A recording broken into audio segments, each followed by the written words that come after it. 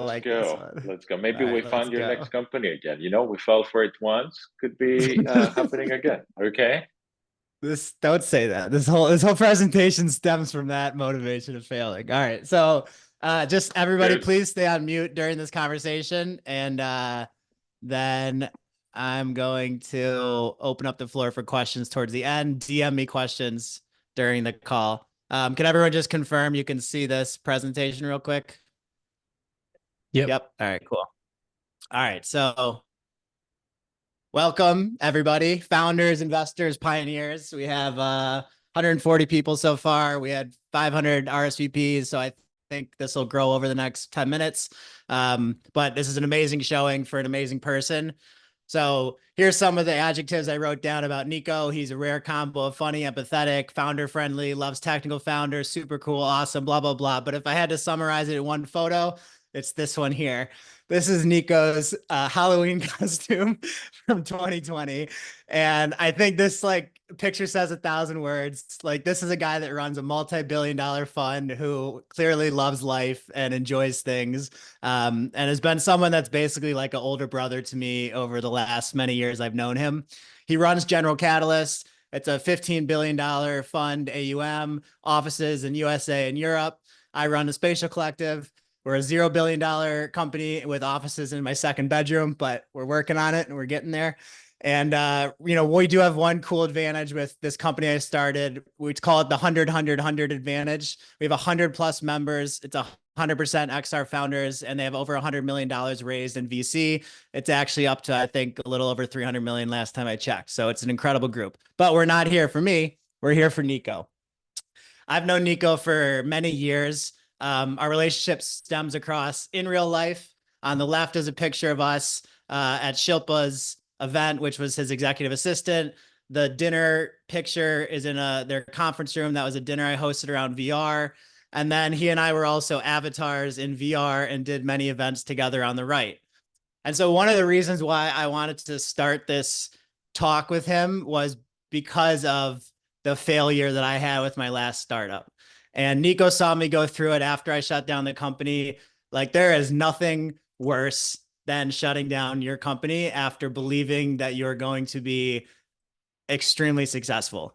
And I cried. I was depressed. NIKO saw all of it. He had to deal with my million text. But this is why I wanted to bring this conversation, this group of 150 plus people together, is because the thing I did wrong was I lost sight of the one thing that every founder needs in order to get you to the end of the journey, which are metrics. You can have great investor bases, you can have all this amazing stuff, but if you don't have the right metrics, you're not going to ultimately get to where you want to go. So today we're going to talk about first NIKO's story of meeting Evan Spiegel, who's the Snapchat founder, what drove him to invest early on. Then we're going to talk about some of the difference in metrics between consumer, enterprise, XR. And then we'll open up the floor for audience Q&A, which we'll probably not have a ton of time for.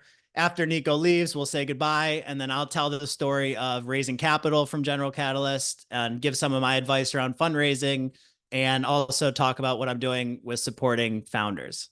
So with that, NIKO, do you want to maybe give us a quick intro to who you are, and then if you can lead into the Evan Spiegel story and what drove you to invest into Snapchat at such an early stage? That was the first story you ever told me, and I still think about it today.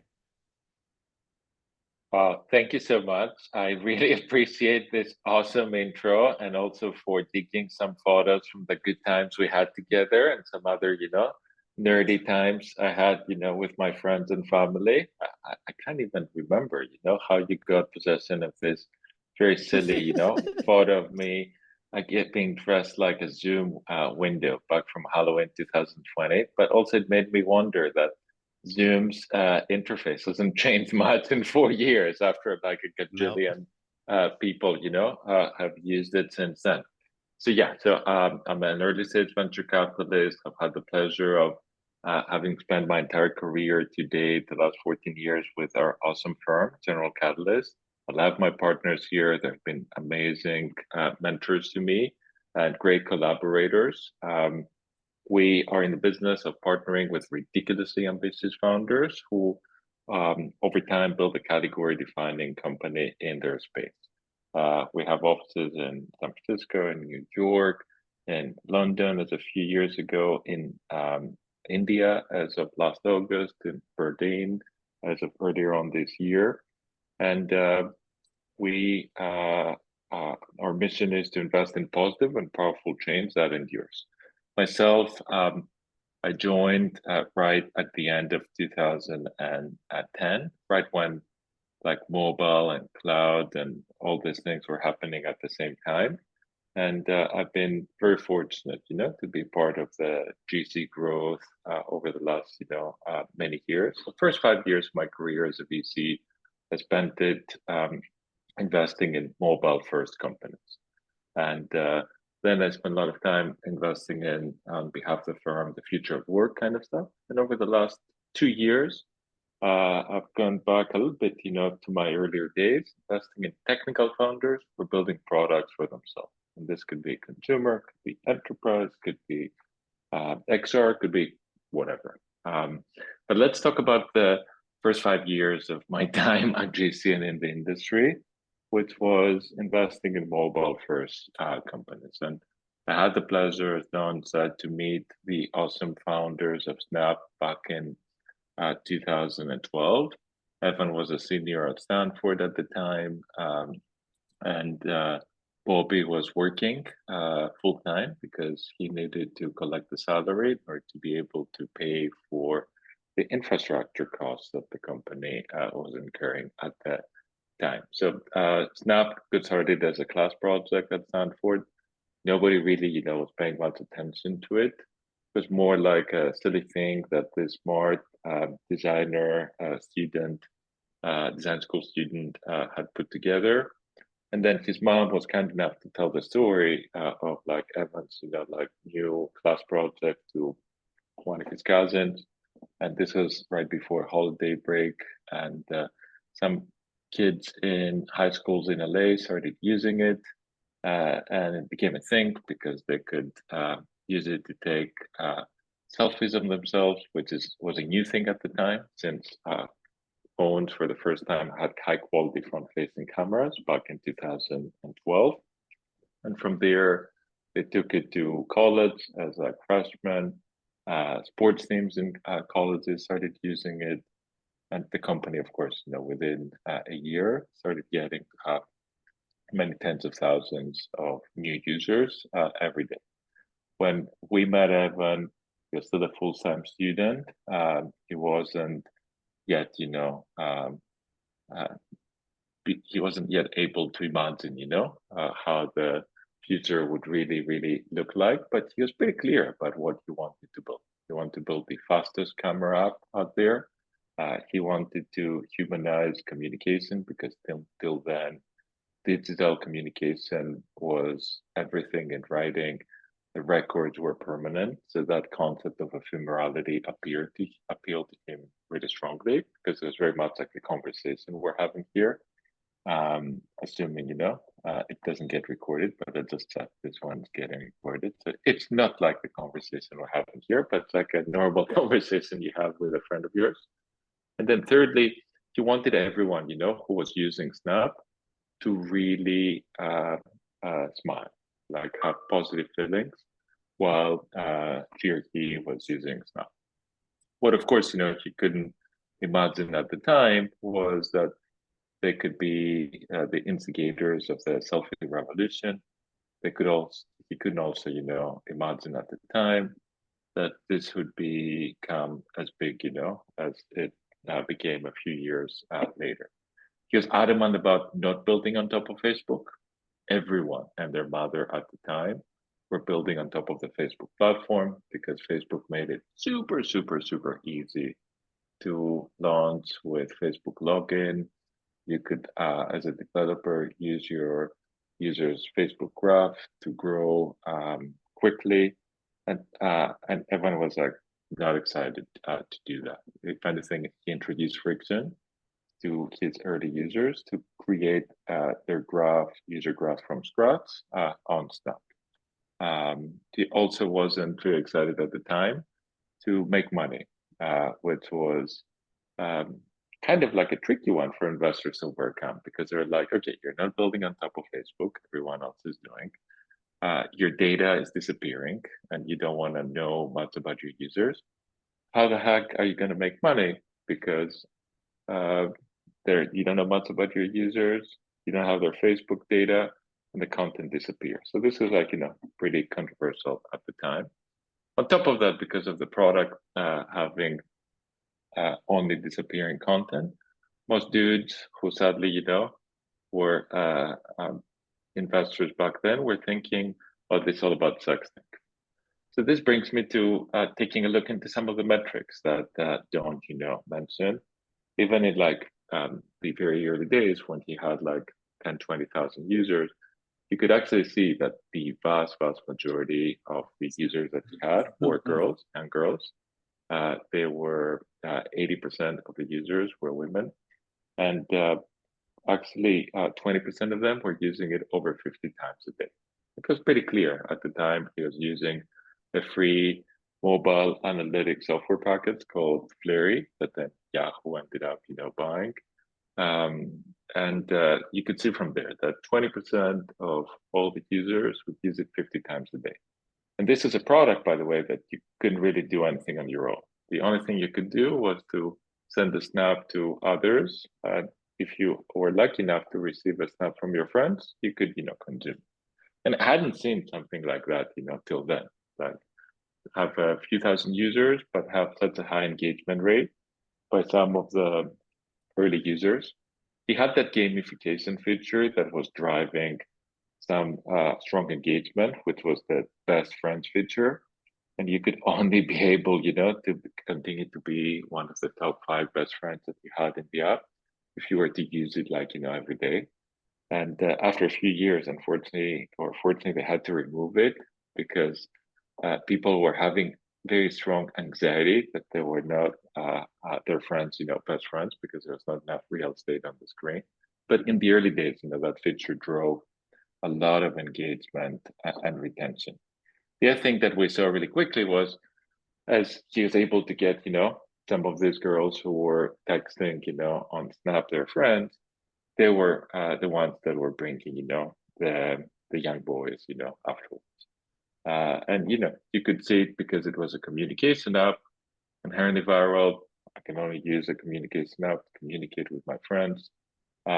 You could see, how the growth, would come from there. So not so long afterwards, so we're getting 10,000 users a day, and then a year later they were getting many tens of thousands of users, a day. But it all started with the high intensity of engagement that I described, and unlike any other social product at the time, basically Instagram, it was about the silly moments of day-to-day life. It wasn't about the best moment, the most curated one where you look at your happiest or at your best. It was about the silly moments that you were going through as the day went by.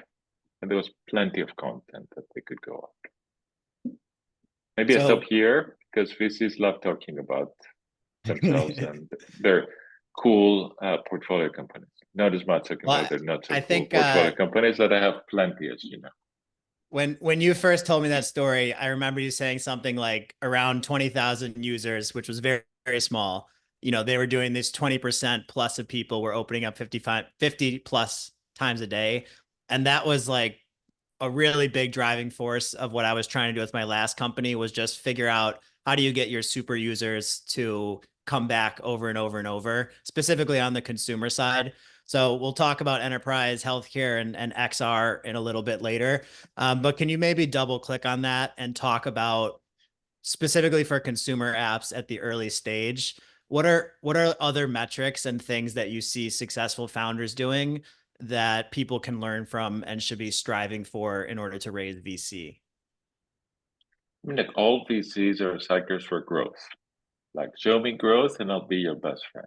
And especially for consumer, if you're the customer of your own product and you can speak the language of your users, like in today's universe, can you speak TikTok? Can you speak Discord?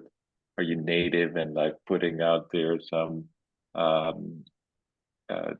demos, that demonstrate how your AI product is going to change the world.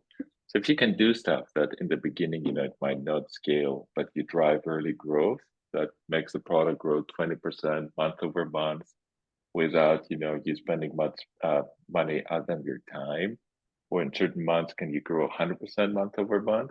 Again, without spending much money, that is something that all of us would pay attention, because growth buys you more time to figure things out. Growth helps you attract capital, helps you attract other people to come and join you, gets the press excited. It creates the beginnings of this virtuous cycle. Of course, if you have growth for like a few months, but then we look into engagement, retention, and they really, really suck, then you have a leaky bucket, and that's not good news. So best times to raise capital are in anticipation of something big happening, or right after you've done it.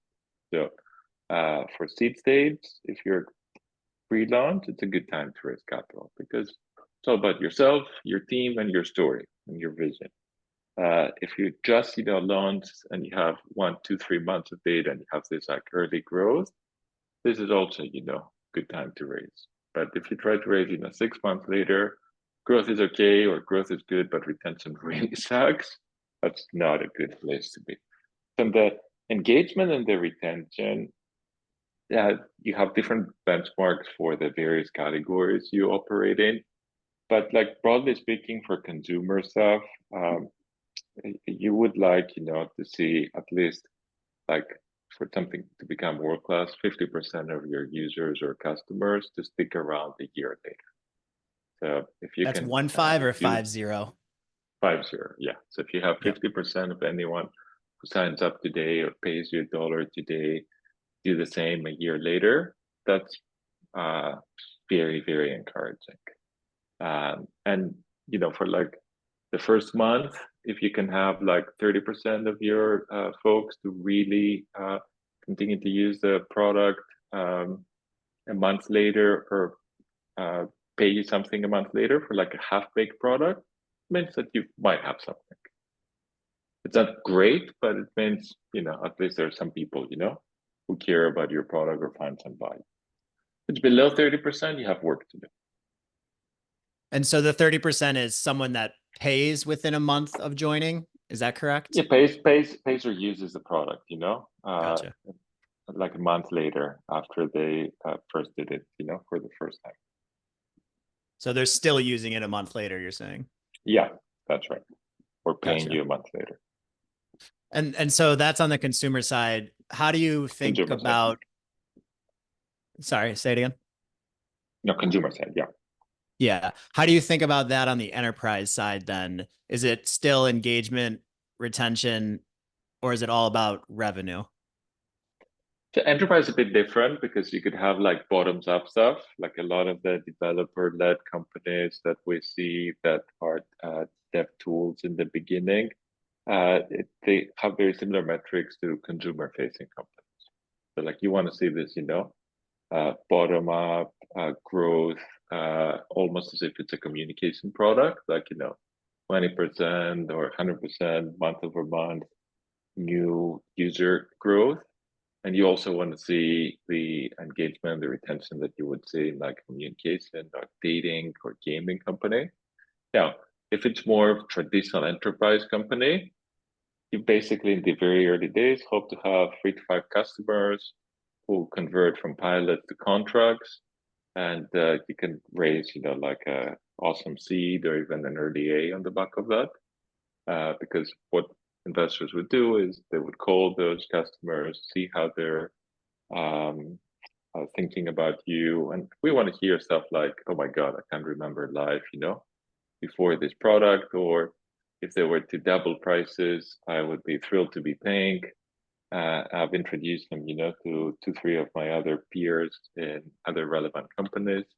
That's the kind of stuff you want to hear. And then with enterprise, especially if it's like larger companies, not just like selling to developers or SMBs, you want to see that net revenue retention be 120% and more, which basically means that this will easily compensate for any logo/customer churn that you have.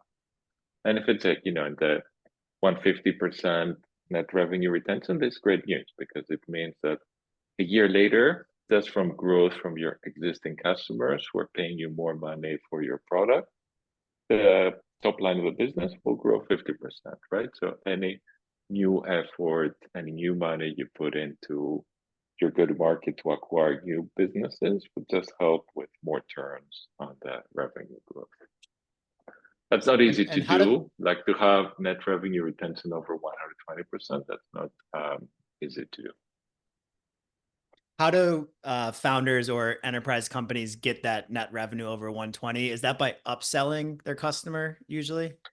Great question. So it's two things. One is you build a lot more product, so you can charge, more to the same customer. Two is you can start expanding, selling to other departments within the same customer.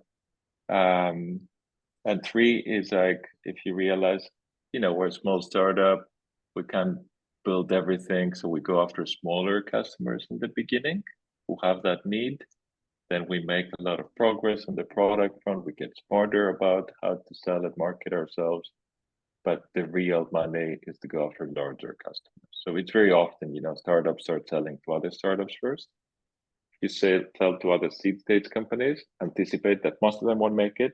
So you will have a lot of churn that's non-regrettable because, sadly, most seed stage companies, like 60-70% of them never raise a Series A, right? If you start selling to Series A, Series B stage companies, they will be around for a bit longer, and they will be able to pay you some more money. But over time, if you go after like scale startups or companies that have passed the test of time, you won't have to worry as much about churn because they go out of business. And this is something I guess I wonder about. How do you analyze churn when companies are selling annual subscriptions versus monthly? Great question, because it's you got to be intellectually honest with yourself. Like if you are really good at selling annual subscriptions, this is great because instead of spending venture capital that you raised, you're spending your customers' money to grow your business. Like the cheapest way for you to finance your company's growth is to get money from your customer. But at the same time, you might be thinking, oh my God, transitioning from monthly to annual plans for my customers, we solved the retention challenge we had before. We solved the churn challenge we had before. So I would start looking into how the engagement and the retention of the paid annual subscriber is looking vis-a-vis the monthly subscribers. And if you start saying that somebody who paid for an annual subscription stops using the product, after 2 months, where they're dropping quite a bit, chances are a year later they won't renew. So like you should literally treat them as if they've churned and try whatever makes sense, because you have the luxury of time with them to figure out, can you resurrect them assuming it's the right customer, understand what went wrong, etc. Because a year later you will deal with that. And if you don't have a good chunk of your customers renew the following year, that's bad news.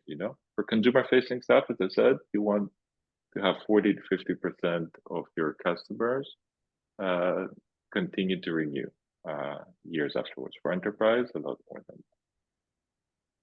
that. So Mike, who's a member of our collective, just DM'd me a good question that's relative to this. He says, we have NRR of 500%, but VCs get caught up because we're in healthcare. And so the scaling is different. Can you talk about what are the differences for an investor looking at healthcare startups versus enterprise prosumer?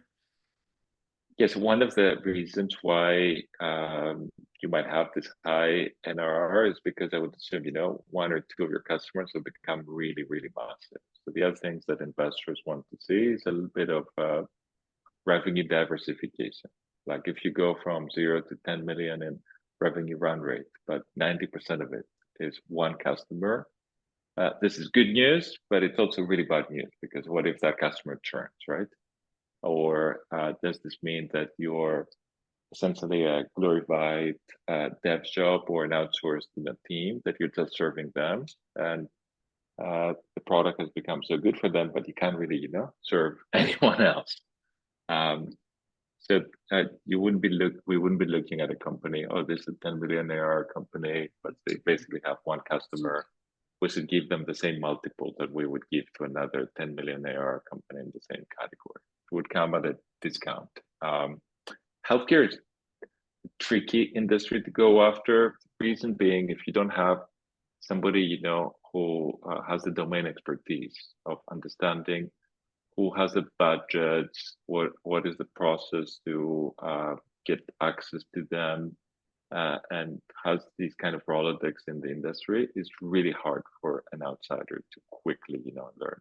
Like in the healthcare industry, it's not about creating new markets. It's more about knowing where the existing pools of capital are, have trusted relationship with the founders, and be able with the customers and be able to get in front of them in a timely manner. And it's a regulated industry, so there's a lot of baggage that you need to deal with from the early days, like compliance, integrations, stuff that costs money, but it's almost like the cost of doing business in this space. So I encourage any one of you, if you're in healthcare, to sign up founders who are 1-2 years ahead of you, like 1 or 2 stages ahead of you, to be your day-to-day mentors. And please have somebody on your founding team, if it's not possible to be a co-founder, that knows how to sell, to that customer base. Otherwise, we'll take a while to figure it out. You might figure it out, but we'll take a while. That's good advice for the healthcare founders there. So I think, XR, AR, VR stems across consumer, enterprise, and healthcare pretty evenly. I'd throw in security and defense in there as well. If I kind of simplify everything you just said, stage one is ultimately it comes down to the engagement retention. Like, do people love what you're selling? And then you scale that, because then you avoid your leaky bucket issue, which we had at my last startup. So putting your XR glasses on and looking through that lens, what are some of the metrics that you look for in AR, VR, and how are those different from traditional startups? Yeah, I would say in AR, VR, it's still like a new market because the install base is not yet freaking massive. So you got to take that into consideration. And for the platforms, that seem to be scaling, like the Oculus stuff versus others, you want to be able to see, okay, is this, a company that is a one-trick pony, just Oculus stuff, or do they have like any diversification? Maybe, the part of the product works in mobile, or they're also in other people's stuff. So that's one. Two, I would focus a lot more on the intensity of engagement, because what you want, since it's still an early adopters market, you want your early users to really freaking love it, like spend many hours of it every week. It's a productivity service, like every day. That's what I want to see, more than anything else, because this could be a leading indicator for being able to charge your early customers a bunch of money, for it. Then, as you know, some of the platforms, in order to grow themselves, pay some money to the developers who are building on top of them. That's good and bad, because, good news, it's non-diluted capital. Bad news is they might ask you to do stuff that your customers, don't really care about, or you might think, okay, now we have a lot more time to figure out things and start spending aggressively. I would encourage people in the AR, VR space to be patient, because it takes time for the install base to really grow. And then if it's like an enterprise kind of product, I would just treat it as any other enterprise company that we're evaluating. Because over there, it's more about, do you know who your customer is? Okay, you're using this specific piece of hardware because you can solve or serve this particular use case better than with traditional, like technology. And how does the revenue retention look like? How does the cost of customer acquisition look like? All that, like an enterprise, we treat it like a regular enterprise company. And it does seem like a lot of the guests we've had on, it's, specifically within AR, VR, it's about staying alive and waiting for the moment. I still think it's too early. As Paul Graham said, you gotta be a cockroach, you really gotta be one of them and be, because if you develop that muscle, you will frankly, learn so much from serving your users that anyone new who will show up when things are happening will have to go through a similar journey and you'll be able to destroy them. But even if you look into like a exponential, like curve, the early days, it looks like it's slow motion, right? And on the opposite side of that coin with AI, do you expect less out of metrics because it is such a hot trend, and maybe not on purpose, but that just kind of happens because these deals are moving faster? Again, AI is like horizontal technology now, right? I think looking back over the last 2 years, consumers, business executives, the press, everyone has been really, really hungry about AI. And as a result, a lot of the demos that developers put out there, they got fired and they got a bunch of attention. The press amplified that. And then, they got a lot of early users.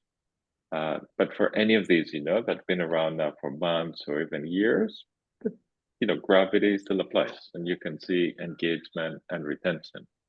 And so I would say in AI, yes, because the products still half baked, we could be a bit more lenient and forgiving, with companies that have a leaky bucket, just because, the tech is improving. But, for us to risk a lot of capital, we'll still have to be sure, that at the end, they will figure it out or already showing like the retention is in a good place. Okay. All right. So we're going to open up the floor for questions. So everybody think of your questions and raise your hand. We'll get a little bit of a cue there. NIKO, I have one question, a personal question. I'm curious about my last business. So I've thought about it a lot. I don't know how much you remember of it, but from your perspective, I'm not that old, man. I know.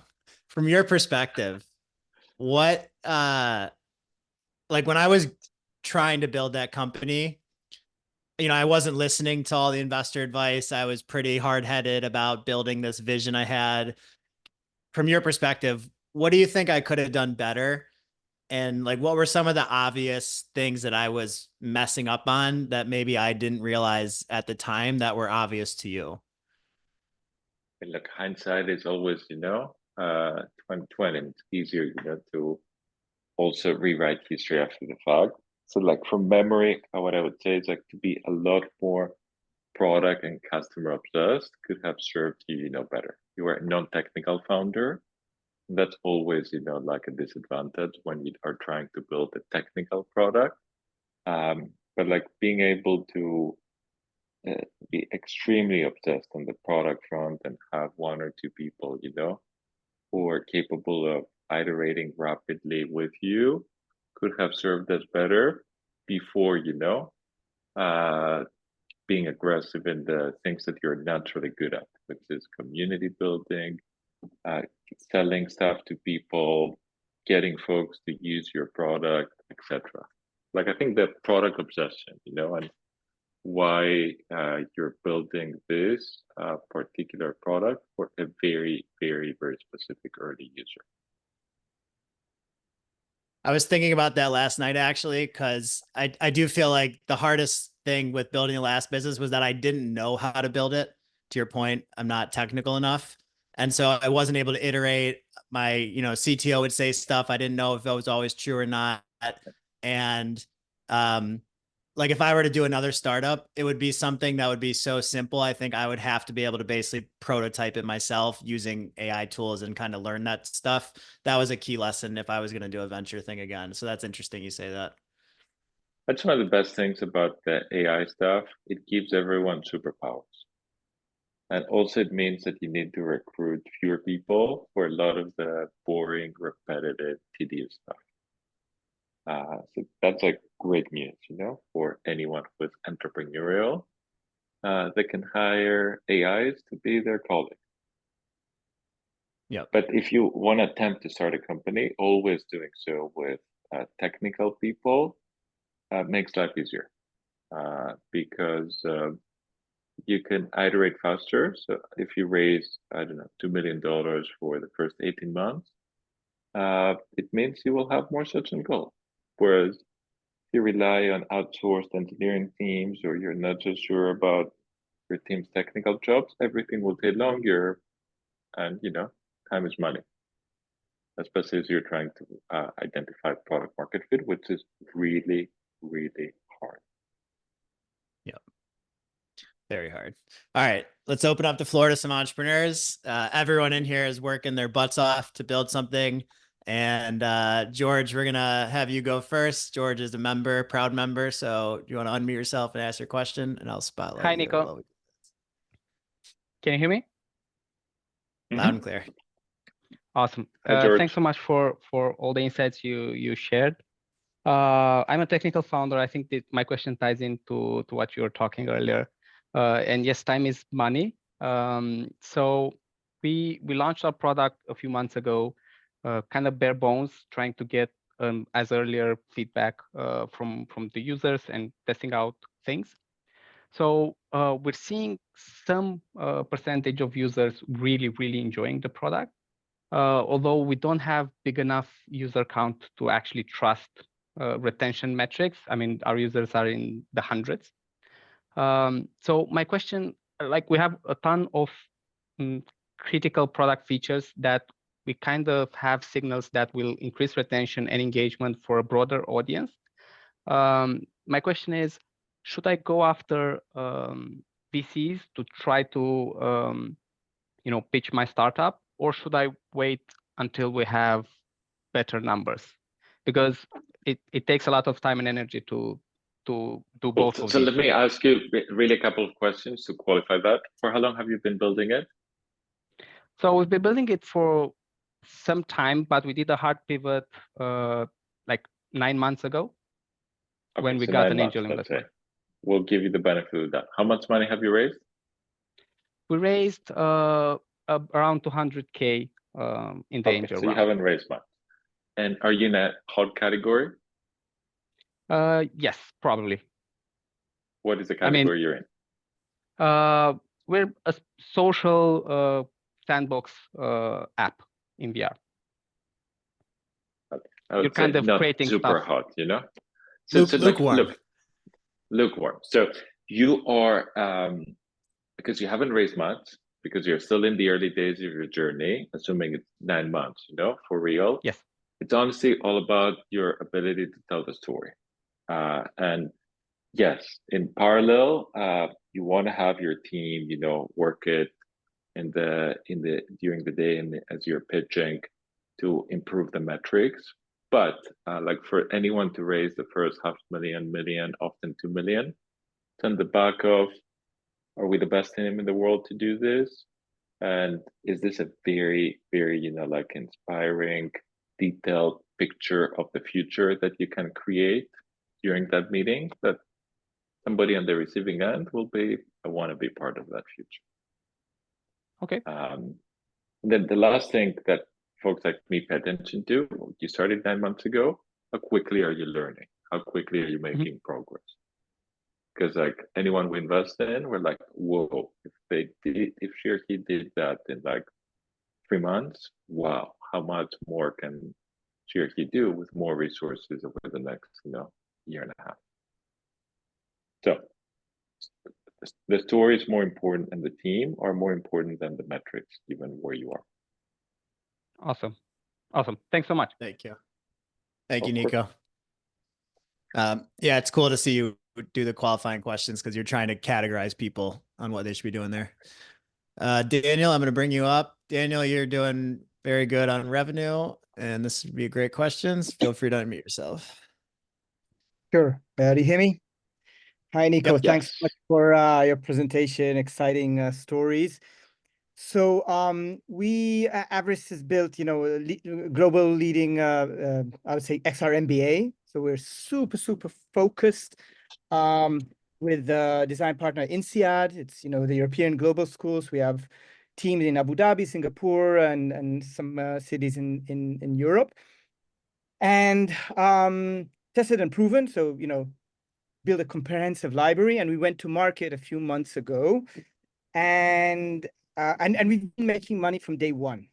So we were Great. lucky to get these contracts and some grants, and had an initial check of $500,000 from kind of a very interesting edtech angel. Now going to market, so US market is our goal, obviously.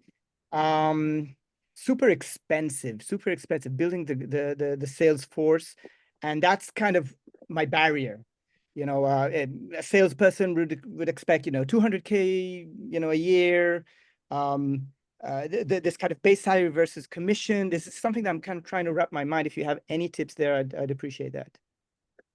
Yeah, I would say 4 or 5 things to you. One is I would talk to other founders who are 1 or 2 stages ahead of you, who are selling similar products to market, and try to learn from them, because those are people who can still empathize with where you are in your company's life today versus somebody really successful who was in the same stage as you are 7, 8 years ago, but honestly they can't relate any longer. So that's 1. 2, you're pretty early on in your journey. That unfortunately, appealing to people just with cash is not going to happen.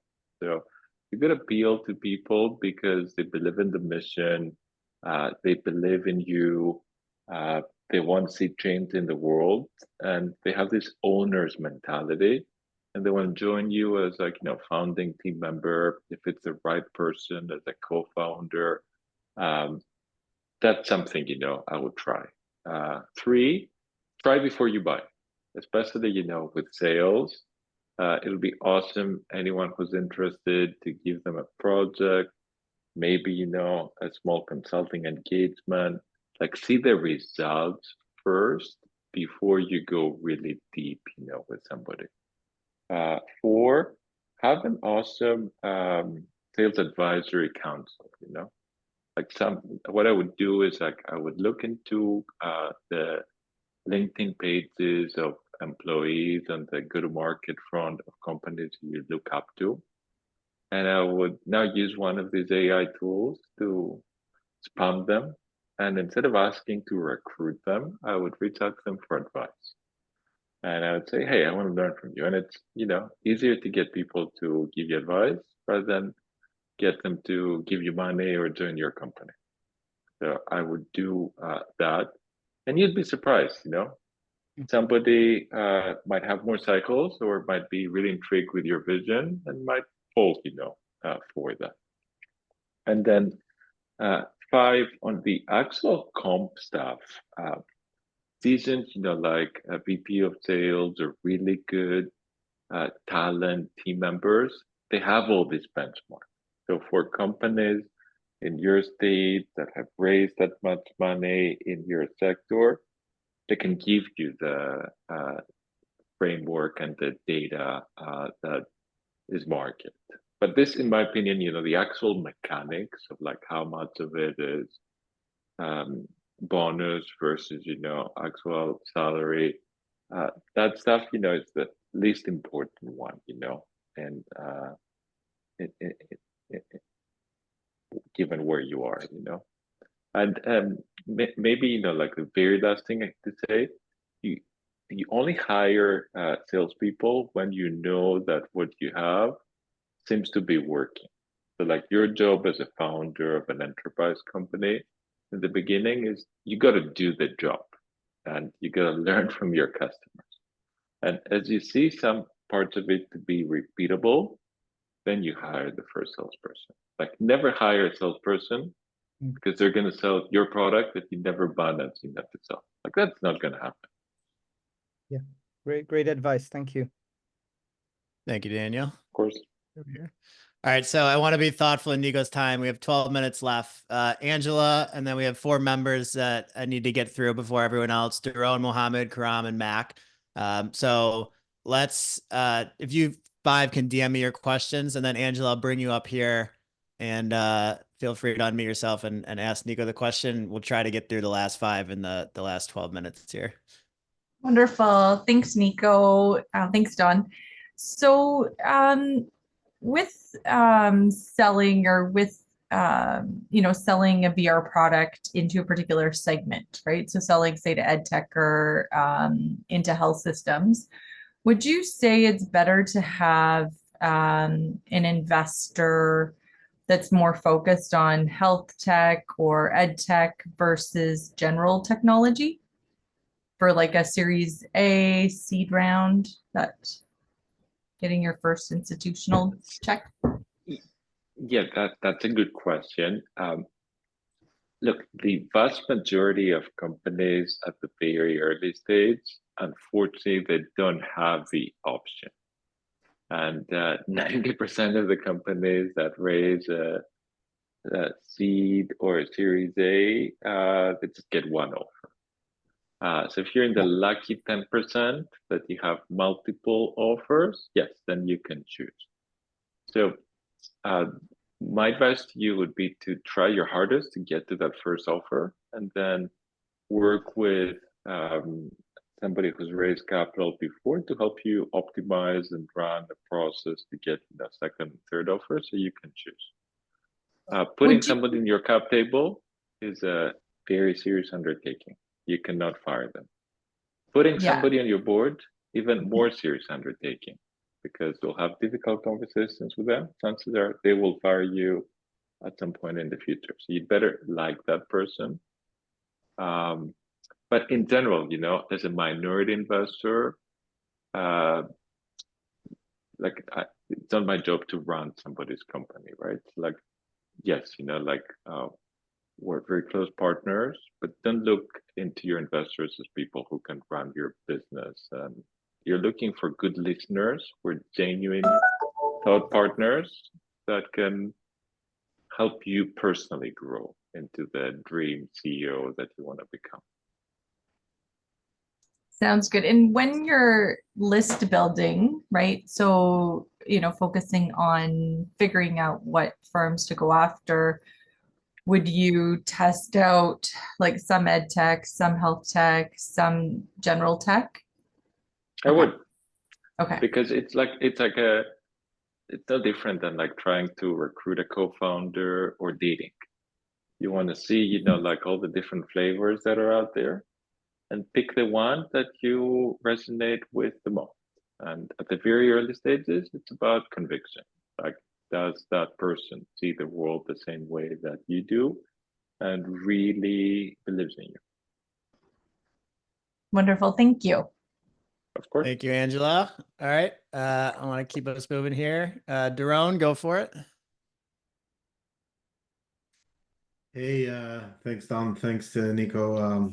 Appreciate it. So we are doing a wellness app for meditative states and a completely new approach. And we have people signing up as monthly, yearly, and even some lifetime. And I find it very difficult. Like I know my way around Excel quite well, but it gets very complicated to do, because of the complexity of the mixing of the monthly, yearly, and all that gets really complicated to really follow those metrics and build projections.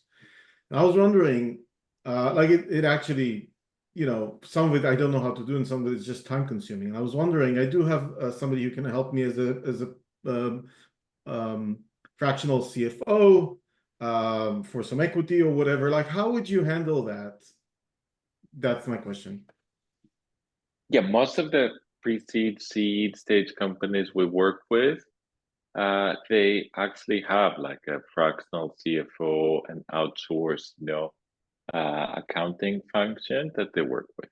So that's the right thing to do, unless you have a co-founder who's not technical, who is frankly, the redundant one on the team, who really knows how to do this finance stuff. The best way to do it is you outsource it to somebody else, because in the very beginning, you either have no revenue or all your financials are very, very premature. And that's the way to go. I would encourage you also to have 1 or 2 advisors who are savvy about startup finance stuff, and as a result, can coach you for what's to come in the future. You might be curious yourself to learn about some of these things so that you can become better as you are going to recruit your first, back office leader, head of finance person, etc. in the future, but that's more to come. And now there are enough cool companies that are venture backed that can help you with a few of these things. So we're investors in Puzzle, Sikitsen started Runway. There's Digits, just to name a few, name dropping, that can give you a leg up. But that's not the reason why I will invest in a pre-seed or seed stage company, is not because they're amazing with their back office stuff, Got it. Thank you, Daron. Back office matters, but it's table stakes. All right, Mohammed, hello. Come on up here. Hello. Try to power through these just so we can be thoughtful of NIKO's time here. Okay, so I'm working in the sports technology, sports training in the cricket space, and we have just launched our product. And I have heard that you said that charge a lot from your early customers. And I didn't understand that if you have product like MVP and you have a good USP which people are loving, but the product or user interface and user experience is not that much polished.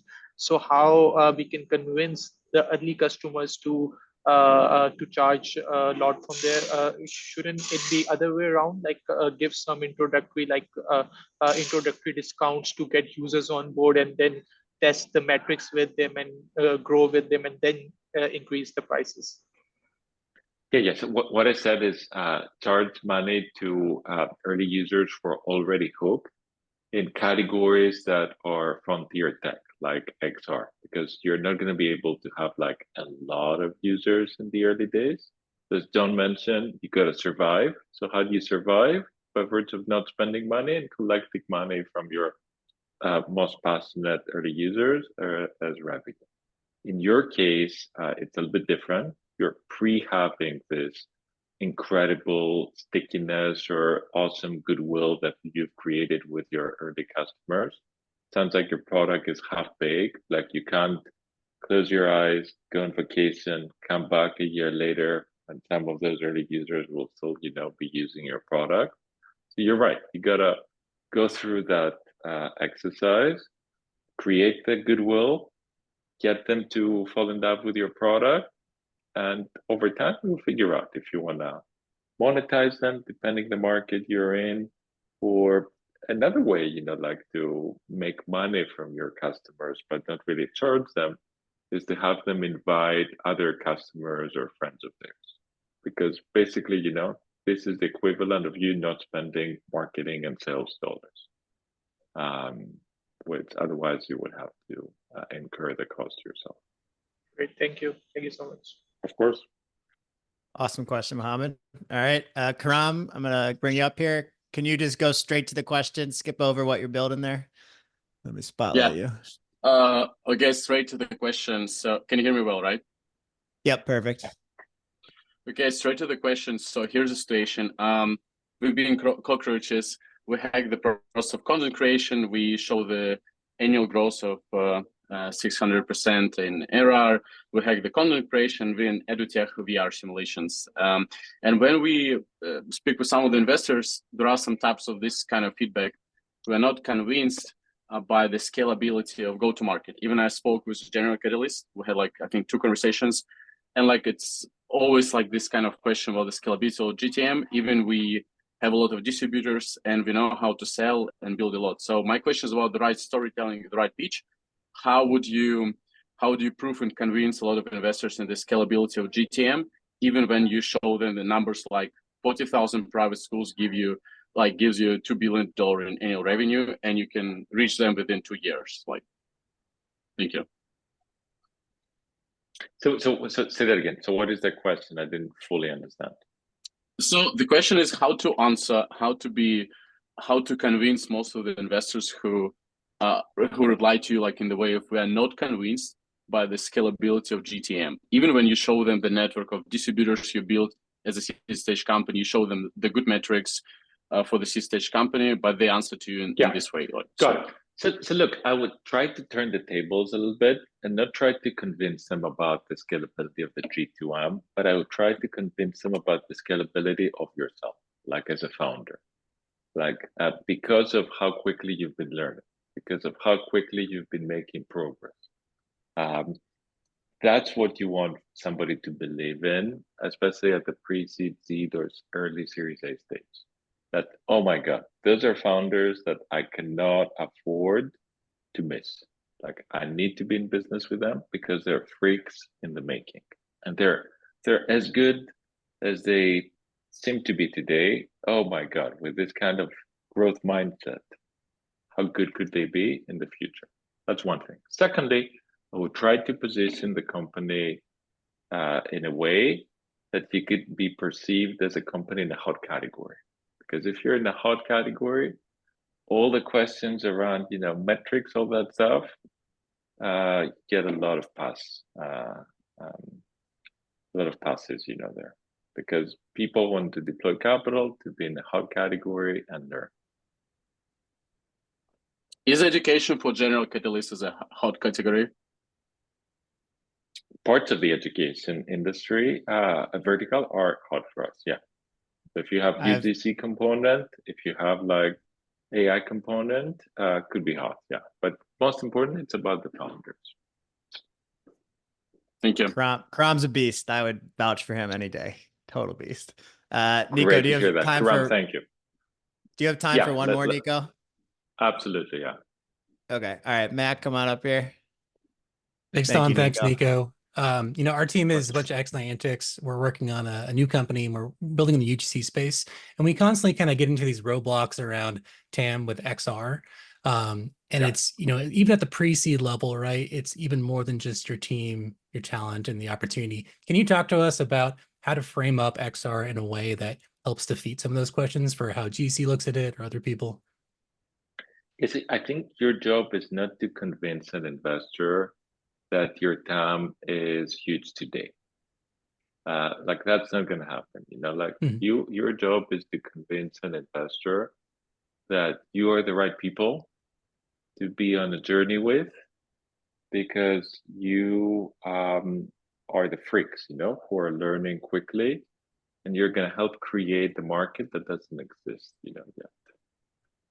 So like I would make it a little more personal, like have the product obsession, have the deep understanding of the customer, have the ability to sell a very, very detailed picture of how your version of the future is going to look like.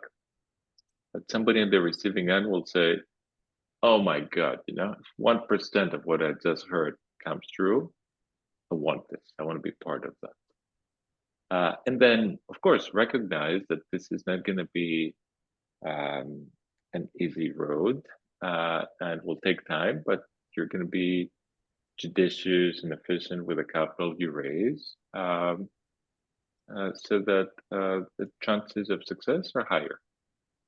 In other words, you got to frame it more about you. You got to become a really good storyteller, and raise in the back of yourself the strength of your team and your story.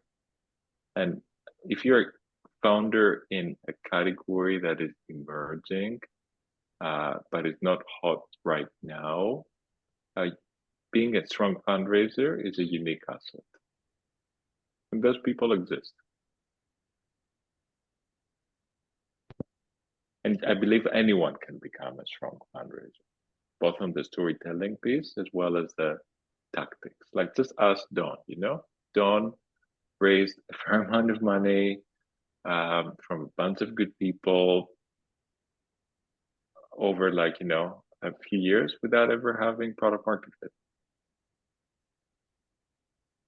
And like Thanks, the NIKO. mechanics and the 100% tactics, you know, storytelling. Don can share. Yeah. Awesome. Thank you, Mac.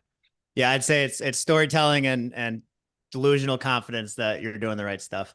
All right, so Ali Josephson, I'm sorry we can't get to you because we are at time, and I had to make sure we got through all the members. But thank you for holding the hands up. If you want to shoot me an email, I'm trying to help out there afterwards. NIKO, do you want to give us a farewell thought or something that you want to leave everybody thinking about today? I mean, Don, honestly, it's great to see you in action again.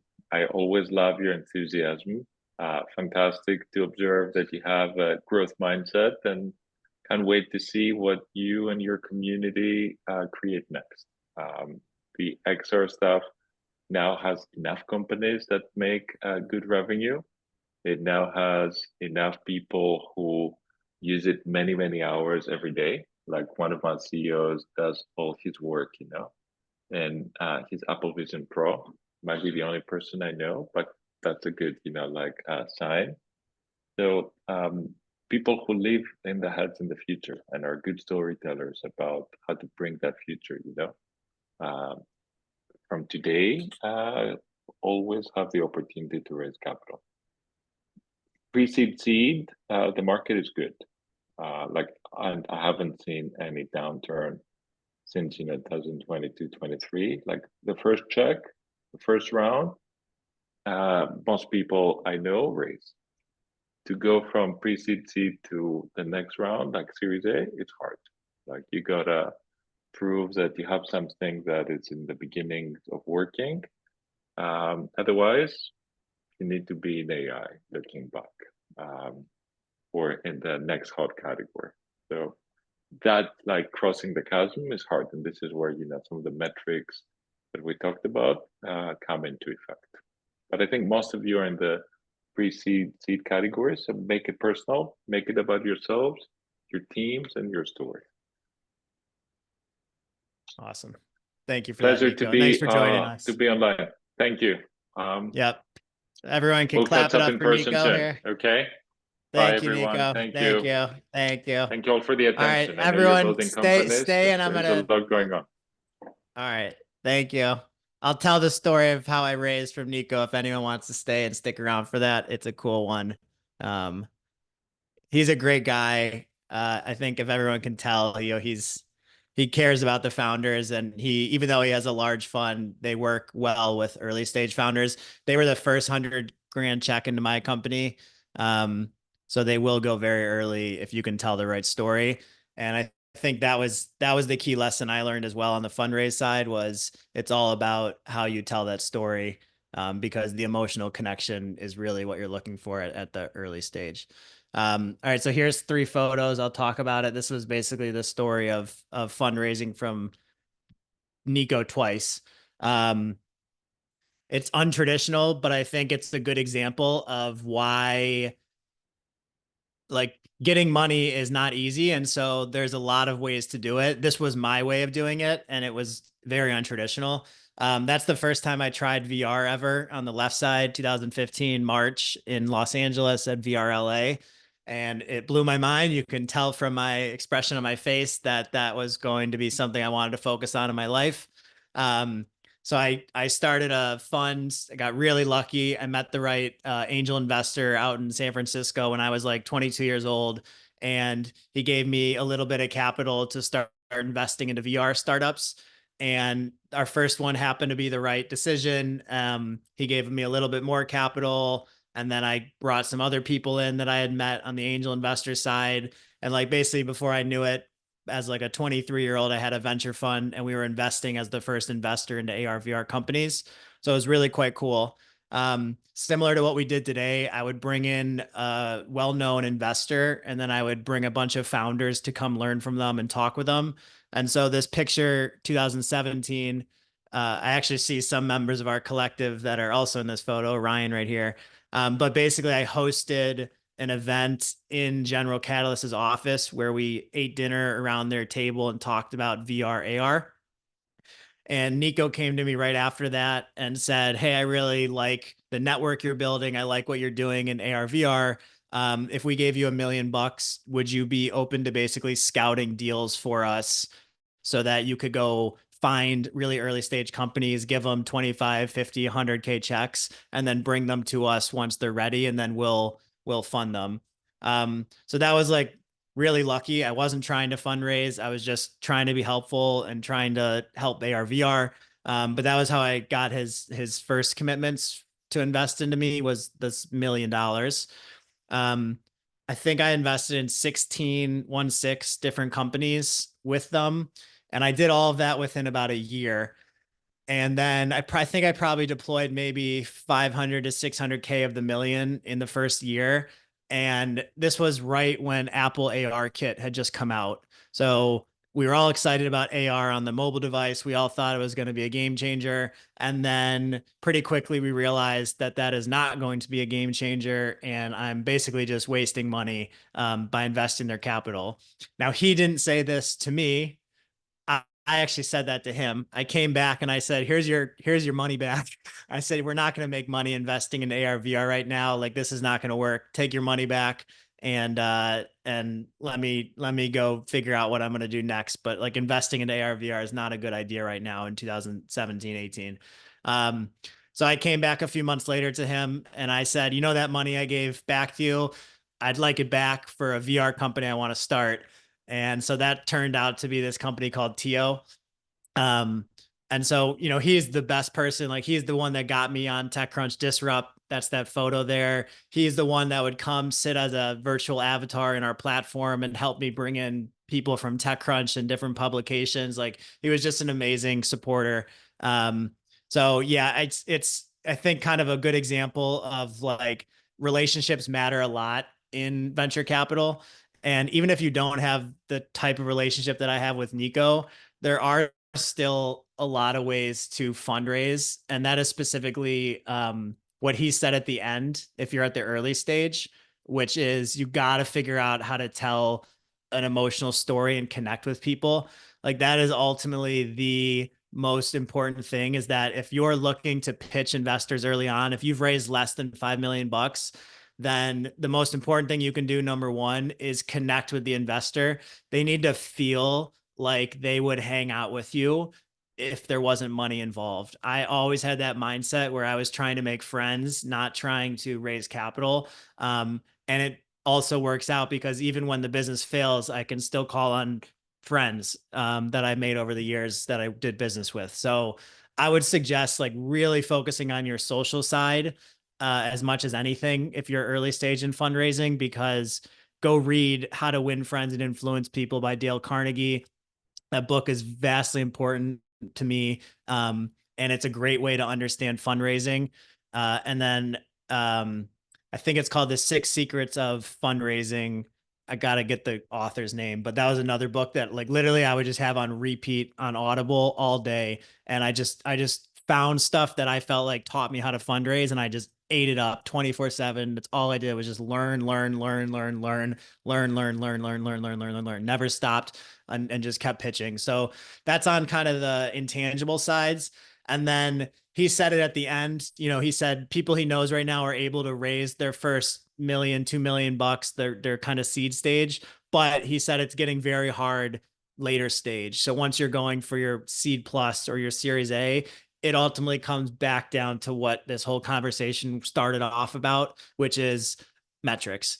And this was the biggest lesson I learned. Like, only metrics will take you where you want to go. You might be able to get 20% of the way there through smiles and charming. You might be able to get 30% of the way there through storytelling. But like, ultimately, if you want to get to the finish line, there's only one way to do that, and that's with metrics. And you cannot wait to start thinking about that and optimizing metrics until the end. You got to do it from day one. It's like really important. So his example with Snapchat was amazing. Evan Spiegel's metrics, that 20% of people were picking up the app 50 times a day, 50.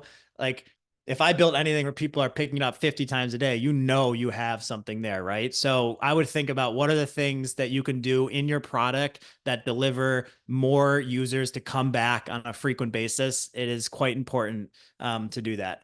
And then kind of the last point here, and this is just to reiterate how, like, I had a great cap table. I had the co-founder of Twitter on as an investor. General Catalyst was an investor. But I would face this question a lot where people would say, well, is General Catalyst putting in more money? And so what was an advantage for me at the beginning by having this great brand name with General Catalyst as an investor actually turned out to be a huge blocker for me later on, because all these other funds that were looking to invest would just say, well, if they're not doing it, like, we're not going to do it. That's ridiculous. And so it actually turned from a very big positive to a negative. And so I would warn people, like, you don't need to raise from the top brand fund early on. What you need to do is get your metrics right. So everything comes back down to metrics. I cannot reiterate enough.